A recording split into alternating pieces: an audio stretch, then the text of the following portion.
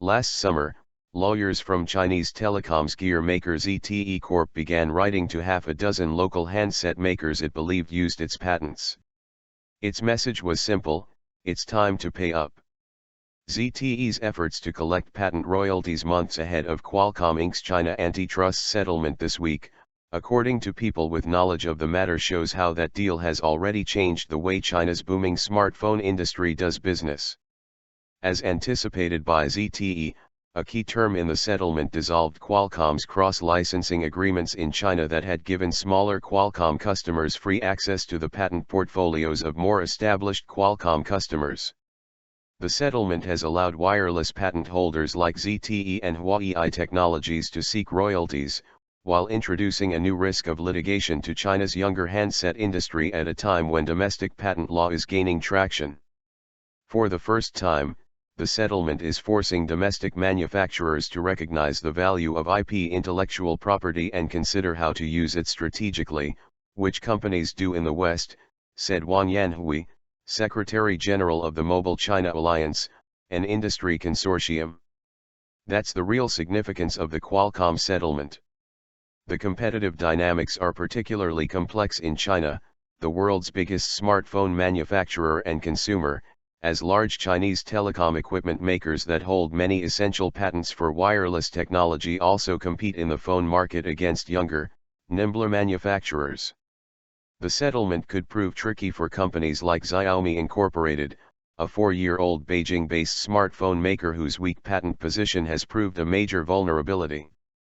In December, a court in India temporarily halted its shipments there after Swedish telecom firm Ericsson complained Xiaomi had not been paying its royalties.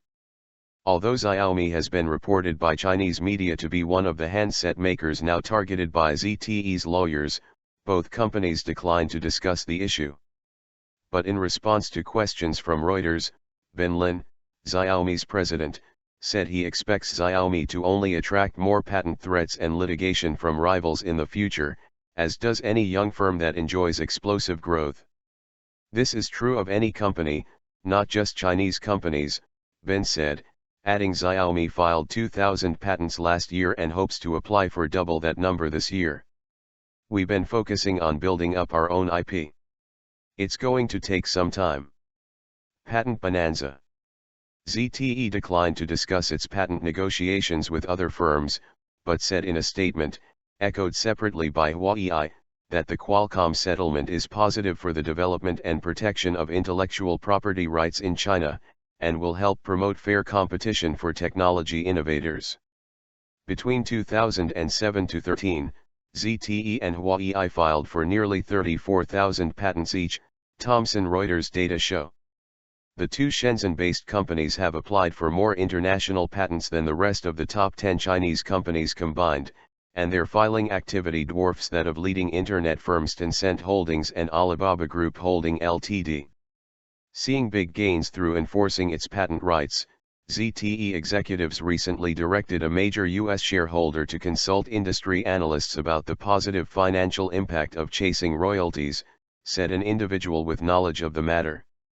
They're taking this extremely seriously, said the person, who requested anonymity to speak about a private issue.